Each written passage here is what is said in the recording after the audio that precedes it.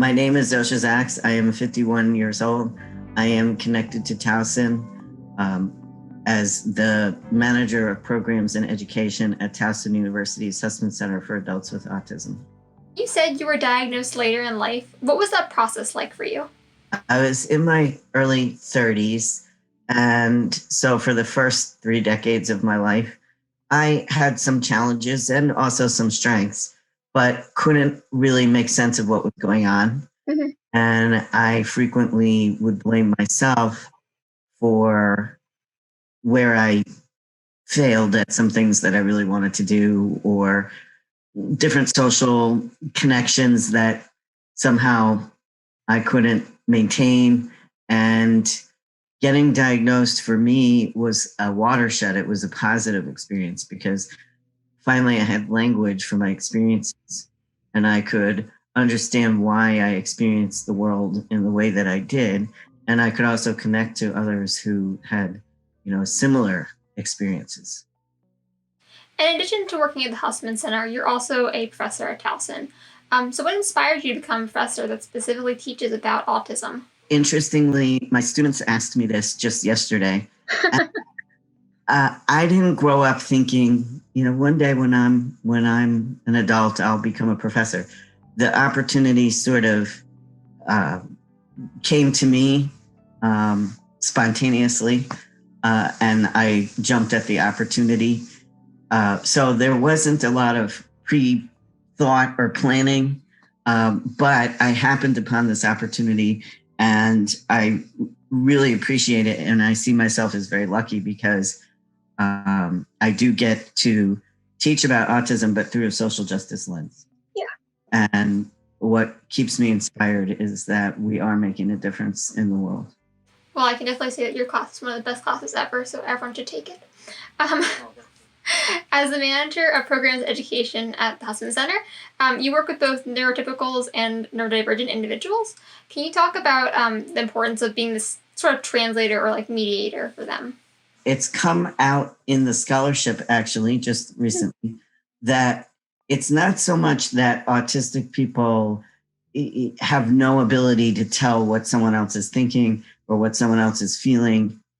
It's that there's a big miscommunication between neurotypical individuals and neurodivergent individuals. Among neurodivergent individuals, we understand one another just fine. So it's not a wholesale lack of being able to understand other people. It's just almost as if we have two cultures and two languages and two operating systems, if I can use a computer analogy.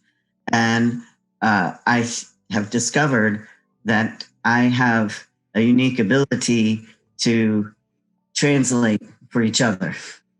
I can explain what the neurotypicals are caring about and what they're concerned about and what their needs are to the neurodivergent people. And to the neurodivergent people, I can truly, really understand where they're coming from and why they might be making the decisions they're making or what they're trying to communicate in the ways that they can communicate. And I can kind of loop the neurotypicals into that. How should neurotypicals approach communicating with neurodivergent people? Like, do you need tips? The first thing that comes to my mind, which is something I've talked about in my classes, attitudinal accommodations. We typically think, oh, accommodations for disabled people, that's like a ramp or a Braille book. Yeah. But actually, sometimes the one thing that disabled people need the most is for non-disabled people to change their mind.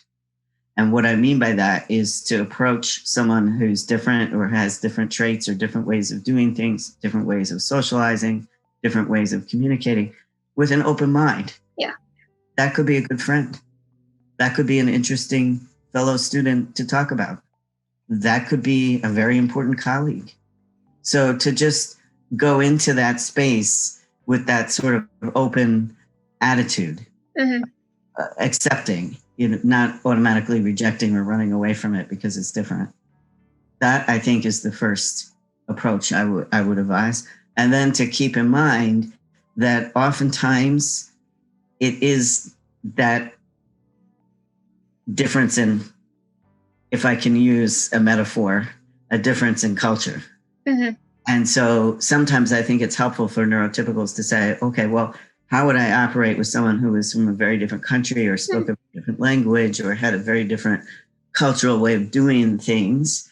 And can we work together to bridge that gap?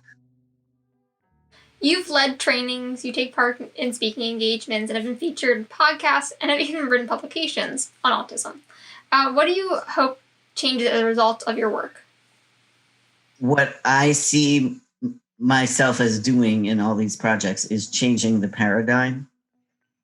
What I mean by that is we have a certain way of thinking about the difference that is disability, whether it's a physical disability or disability we can't see. And we went from a space of trying to fix anything that was not normal. Out of the civil rights era in the 1970s into the 1980s, into the 1990s, we saw a change to what we call the social model of disability, where we said, no, people have a right to live in a community and they have a right to the accommodations they need to do that. And that's where we saw some legislation, where we saw special education, where we saw the doors with buttons. Okay. Now we're going through another paradigm shift, okay, where we value the accommodations and the civil rights. That's good. We're not saying don't do that, but we're beginning to see that diversity is really, really important for the health of human communities, just like ecological diversity is necessary for the health of ecosystems. So we're going through this change where we're really grappling with that. And how do we accommodate, yes, but also really see the value of diversity to human communities? And what does that mean practically? And how do you hope to sort of change that? Like, is there anything else you'd like to do to work toward that? You haven't already done? Well, I work on it through the teaching that I do, through the speaking and the writing. And I want to emphasize it's not a rose-colored glasses perspective. It can be very, very frustrating when you do certain things that you want to do. There can be really significant limitations or challenges that you're experiencing. But what I'm saying and what the neurodiversity movement is saying is that out of our differences, out of our frustrating limitations comes an innovative force. And society is less healthy without that.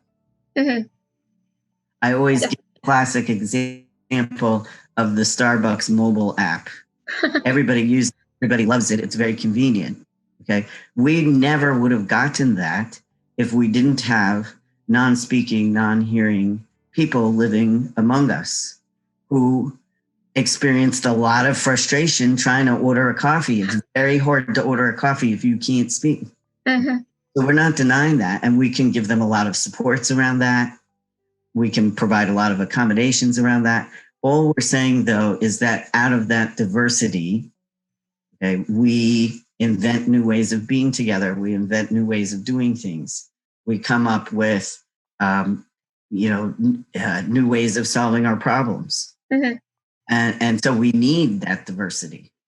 As a Towson professor and just a member of the Towson community in general, how do you feel that Towson, the community, could be more inclusive? What can we work towards?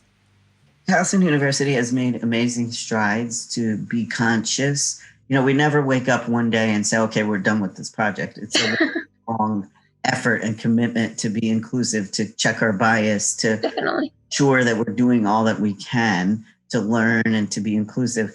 Where I see room to grow is in curricula that already exist. Yeah. I don't see that challenge to the paradigm. For example, we're still teaching abnormal psychology classes. We see social justice courses that are fantastic, but they don't include disability justice. So that's where I think as a university, Yeah. we could step in and look at what we're teaching and make sure it's including this last minority community.